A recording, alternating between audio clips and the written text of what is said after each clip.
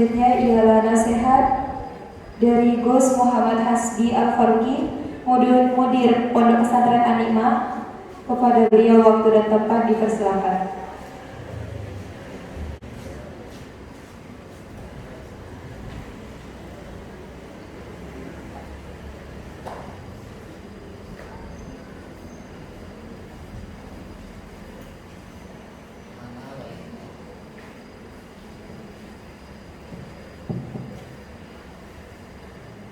Assalamualaikum warahmatullahi wabarakatuh.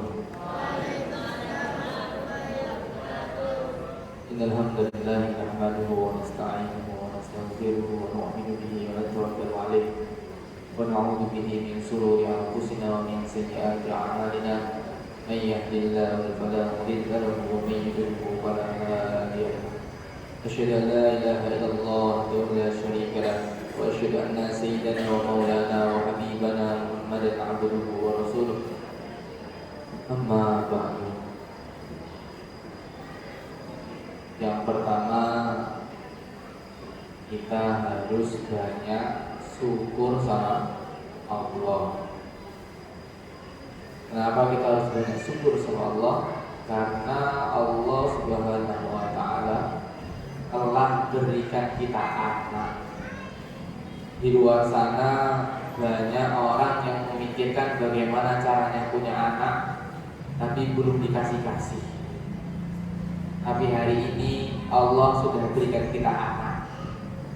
Poin pertama, kita bersyukur karena punya anak. Yang kedua, setelah kita bersyukur punya anak, kita bersyukur lagi sama Allah Subhanahu wa ta'ala diberikan anak yang mau nurut sama orang tuanya untuk mondok. Di luar sana, bahkan di dalam sini pun banyak sekali anak-anak yang mau mondok tapi dramanya drama aksen Korea sama orang tuanya, bahkan aksen Hollywood sama orang tuanya sampai bersilat-silat juga ada. Maka setelah kita syukur punya anak, yang kedua kita bersyukur punya anak yang anaknya mau mondok tanpa pakai drama.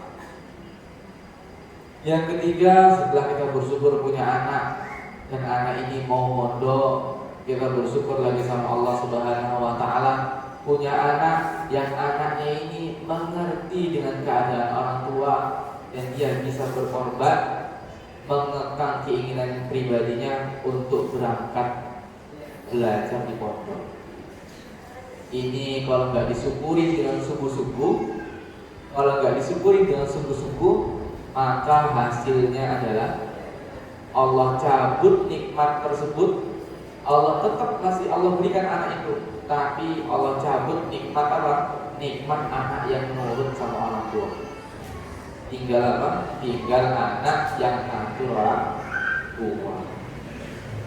Maka pada hari ini saya ingin menjelaskan mengenai pentingnya syukur.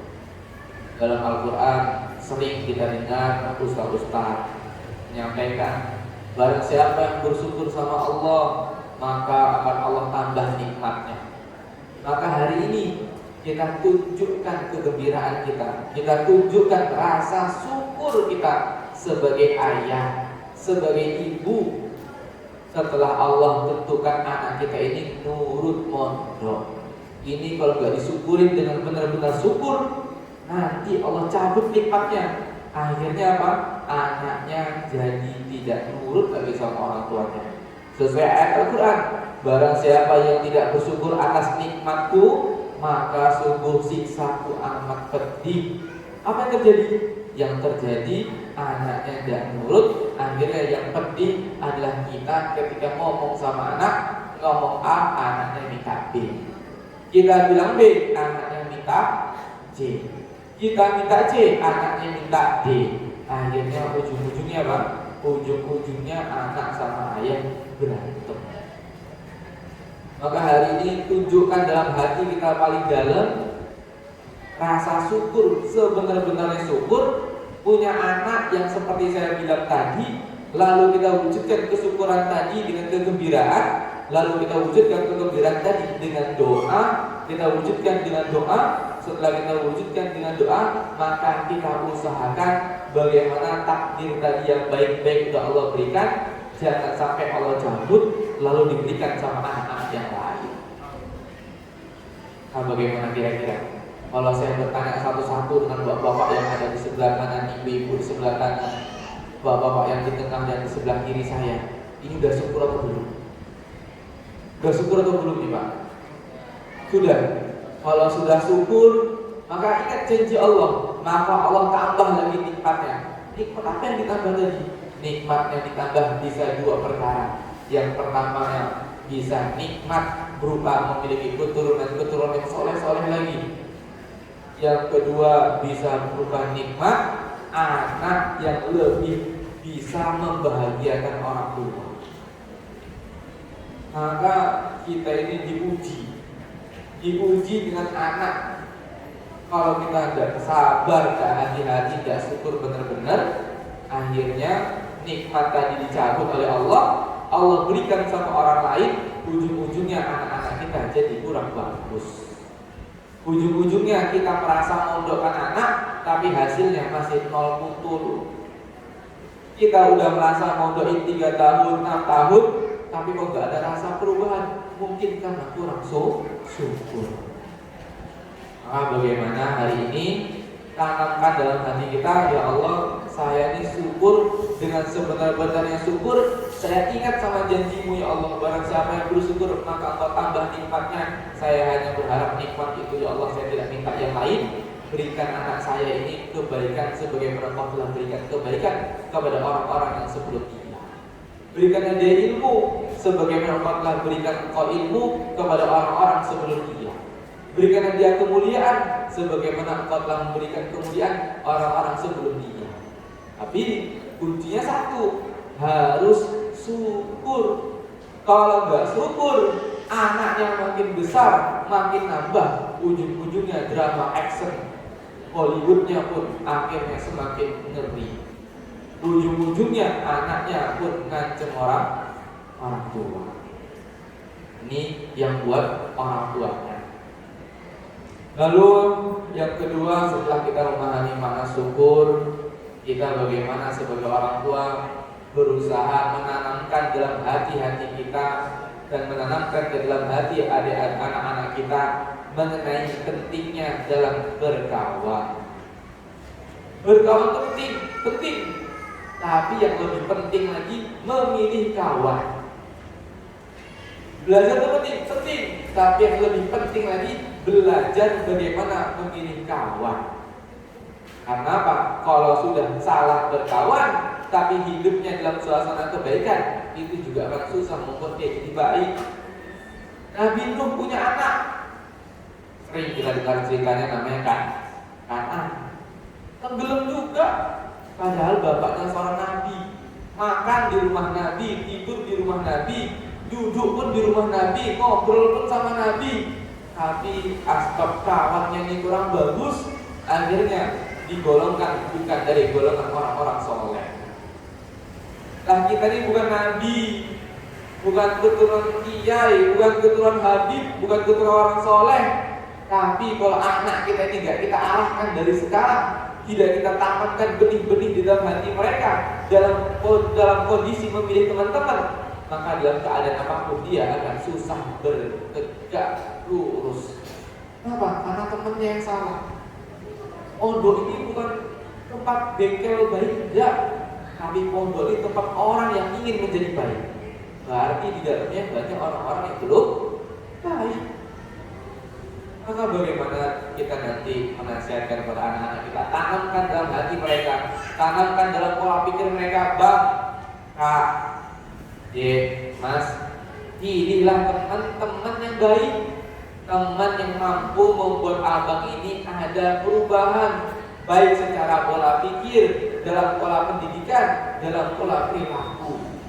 Kalau ada teman abang yang kurang bagus, abang pilih teman yang lain. Kenapa? Karena di Anima ada berbagai macam bentuk teman-teman yang belum abang temani. Tapi kan ini tanggung jawab pondok dalam mendidik. Benar, tanggung jawab pondok dalam mendidik. Tapi yang memberikan pemahaman, yang menggerakkan hatinya, dan guru-guru tapi yang memberikan pemahaman dan menggerakkan hatinya hanya Allah. Ketika Nabi Lut itu lari, maka Nabi Lut itu bilang sama istrinya, "Wahai istriku, jangan sesekali kamu melihat ke belakang terus lari dari ke depan, ikut sama saya." Iya, diberikan pemahaman yang baik mengenai agama, mengenai ketaatan kepada suami. Akhirnya jalan mengikuti belakangnya Nabiullah Lut alaihissalam dengan istrinya, namanya siapa saya juga lupa itu. Lari. Tapi karena hatinya tidak tergerakkan, karena memang perilakunya awalnya udah kurang bagus, akhirnya apa? Mati dalam keadaan tidak bagus. Maka mulai hari ini belum ada kata-kata terlambat. Sampaikan, "Bang, inilah kawannya baik-baik. Mama nih bukan orang soleh, bapak bukan orang soleh, tapi bapak pengen punya anak. Anak itu ya bisa kok. Nanti kalau mati kamu doakan bapak, bukan kamu buka rekaman Yasin." Jadi gimana Pak? Ya kalau bapak mati, kamu lah baca Yasin, Al-Quran, Hakim. Bukan kamu nengok sudes, kamu tolong ngeliat kubur. Akhirnya kamu ngapain? Ya kamu duduk.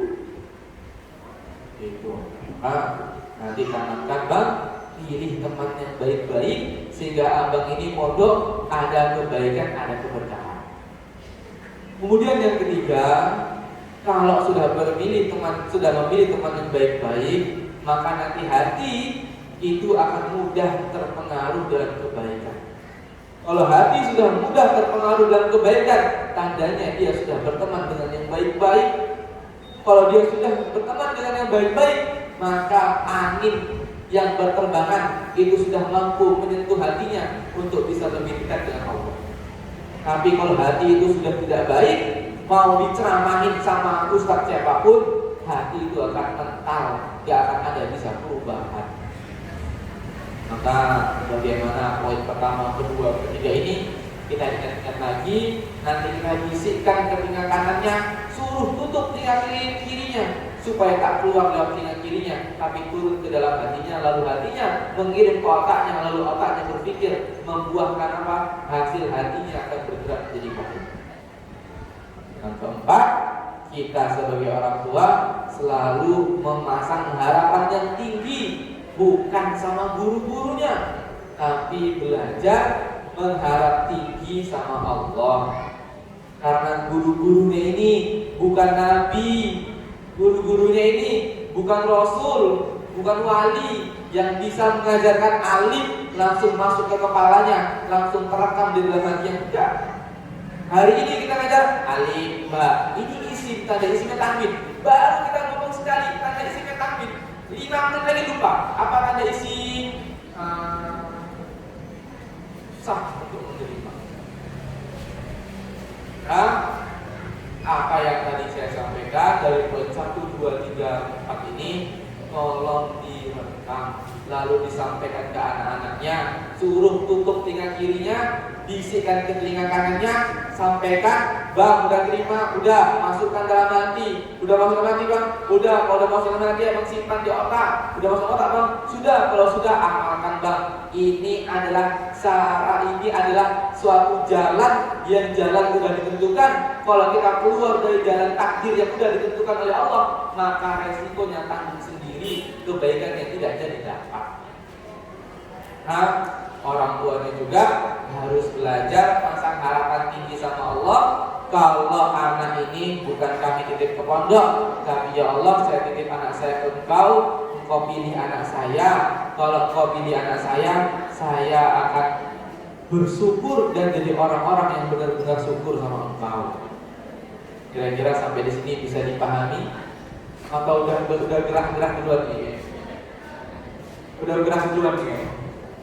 Maka poin-poin tadi diingat, kita berharapnya sama Allah, bukan berharap sama guru. Guru tak bisa apa-apa kalau nggak ditolong oleh Allah. Maka doanya diperbaiki, amalannya diperbaiki, berharapnya diperbaiki, semuanya diarahkan ke Allah. Ya Allah, berikan kesabaran guru-guru anak-anak saya dalam mendidik anak saya. Terkadang guru-guru ini juga emosi, bisa marah juga, bisa cubit juga, bisa kerotan juga. Pas diajarin dia ngobrol, pas diajarin bersandar, tahu-tahu tidur, tahu-tahu bangun-bangun udah basah satu badannya. Kenapa? Karena tidur. Kayak kemarin pelajaran SKI, dia nggak kelas 2 stop. Tahu-tahu apa? Udah mandi, bocor lokal, hujan enggak, ada badai enggak, bocor pun enggak, tapi basahnya cuma di kursinya saja. Apa itu? Mana orangnya? Ada nggak tuh kira-kira? Ada nggak orangnya itu? Kalau ada nggak usah disebutin. Maka seperti itu diingetin, karena kita juga ya bantu doa juga, bantu amalan dari rumah, karena amalan orang tua ini juga mempengaruhi anaknya. Perbuatan kita orang tua di rumah 100% tak bilangin dari Habib Ali Zainal Abidin, 100% itu mempengaruhi amalan anaknya di pondok. Wes, loh kok bisa gitu Bim? Karena kata Habib Zainal Abidin, itu dikarenakan anak itu akan ngikutin servernya. Anak itu akan ngikutin servernya. Servernya siapa? Ya servernya maknya yang mengeluarkannya. Maka amalan kita di rumah kita juga jaga, kita niatkan, ya Allah, saya hari ini mengeluarkan sedekah, mengeluarkan infak, memberi makan anak susah, ngasih makan anak yatim, anak miskin, infak masjid, ngasih tukang minta-minta pinggir jalan. Semoga kau lindungi anak saya, kau pilih anak saya, kau tolong anak saya, diberikan kemudahan. Asbab 2.000 yang saya masukkan, asbab nasi kotak yang harga 10.000, asbab kebaikan yang saya uzon sama semua orang, engkau terima itu. Kenapa? Karena kita nggak tahu amalan mana yang Allah terima. Kalau Allah tahu, kalau kita tahu amalan mana yang Allah terima, maka 1 kali sholat zuhur kita itu sudah bisa membeli surga dan segala isinya. Tapi karena kita nggak tahu amalan mana yang Allah terima, karena kita nggak tahu amalan mana yang Allah terima, makanya jangan bolong-bolong sholatnya. Amalan kita juga di rumah dijaga. Kalau perlu kita buat amalan khusus buat anak, ayahnya baca, mamanya baca. Hari ini saya baca, biasanya di pondok kita ini wiridannya Ayatul Kursi. Kita di pondok ini amalan kita Ayatul Kursi setiap pagi dan sore. Dulu Anima ini terkenal sama santrinya yang kesurupan. Tapi alhamdulillah kita ada wiridan, kita udah baca Ayatul Kursi, istiqomah. Udah 3 tahun ini tidak ada kasus lagi kesurupan. Yang adanya asam lambung naik. Kesurupan tak ada, asam lambung naik ada. Kayak beberapa waktu yang lalu ada santri putra guling-gulingan di lantai. Nah akhirnya sama abang-abang yang nanya dikira kesurupan. Dibacain Bismillahirrahmanirrahim dulu. Udah komat kami belum abang yang nanya tuh. Tapi pas dibilang bang si asam lambung naik, dikira ada kesurupan. Tapi rupanya apa? Asam lambungnya naik. Maka menunjukkan apa amalan wiridan itu penting dalam mempengaruhi diri kita. Nanti tanya, bang, mana ayat kursinya? Boleh nggak mama beli atau mama bawa yang punya abang? Nanti baca di rumah. Niatkan pertama, niatnya ya Allah saya baca ini amalan buat bantu anak saya di pondok. Semoga senantiasa dalam perlindunganmu dan senantiasa dalam pantauanmu setiap saat. Yang kedua, supaya anak saya ini asbab saya baca ini, barokahnya saya baca kursi ini, saya juga sama diberikan pemahaman ilmu. Dari mana? Dari anak yang belajar. Banyak. Ada beberapa santri kita, termasuk yang saya masih ingat beberapa hari yang lalu ada yang datang ke rumah cerita. Di rumah itu sudah habis maghrib, bapaknya disuruh duduk, anaknya ada di sini, kelas 3 Wusto. Bapaknya duduk, Pak duduk. Tapi bapak nanti Pak duduk aja, duduk. Mama juga duduk. Baca Ayatul Kursi bareng-bareng sama-sama. Awalnya bacanya pelan-pelan, sekarang di rumah udah kayak majlis setiap pada maghrib sama pada isya. Menunjukkan apa? Ada keberkahan yang mampu dia bawa pulang. Keberkahan itu apa? Keberkahan sesuatu yang bermanfaat, lalu yang bermanfaat itu bisa dirasakan oleh orang banyak. Itu barokah. Tapi kalau tidak ada barokahnya, Dia mampu, dia punya, tapi tidak bisa dia mainkan dari apa yang dia miliki.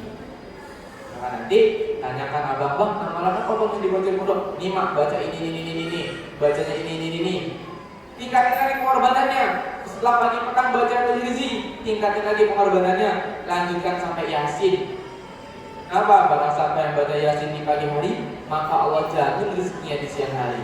Barang siapa yang baca Yasin di malam hari, Allah jamin rezekinya di malam hari. Maka nanti itu semua akan mengalir kebaikan-kebaikan yang gak disangka-sangka. Allah pilih anak kita, lalu anak kita Allah pilih bagian dalam kebaikan-kebaikan yang lain. Terakhir, sebelum saya tutup, tolong juga disampaikan sama anak-anaknya untuk ikut dalam serta program-program yang lebih tepatnya ke dalam pengembangan diri. Pengembangan diri itu ya kayak silat, apalagi main pedang, main tongkat, main double stick. Biar lakinya tuh ketawa, saya laki, bukan laki sikit-sikit, bisul dikit, nak balik, kuku copot sedikit, nak balik, apalagi bang, gigi goyang, nak balik, cabut gigi seminggu di rumah, apalagi cukur rambutnya bentar, tapi di rumahnya 2 hari. Supaya nampak kita ini laki-laki maco, ikut main double stick, ikut main tongkat, ikut main sembur api. Jangan jadi pusang sudi tapi sembur nanti keluar datungnya.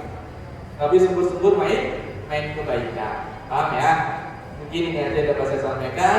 Yang poin 1, 2, 3, 4 nya Pak disampaikan, dibisikkan. Mudah-mudahan bisikan nanti membawa kebaikan dan anak-anaknya bisa pulang bawa kebaikan juga. Oke, ini aja yang dapat saya sampaikan. Oh ya, saya lupa. Kita dari pihak pondok ini setiap pada asar Senin sampai Sabtu itu meluangkan waktu untuk komunikasi dengan orang tua, izin, mungkin ada hajat, pesta nikah, kenduri, naik rumah baru, apalagi nak umroh, nak haji, nak acara apapun itu, izinnya kita ada di hari Senin sampai Sabtu di pada asar jam 4 sampai jam 5. Kalau pagi datang di mana? Pagi kita ngajar. Nanti kalau tak masuk ngajar di Alfa. Kalau udah di Alfa, nanti pas mau di tanggal awal bulan, kurang sekian minggu.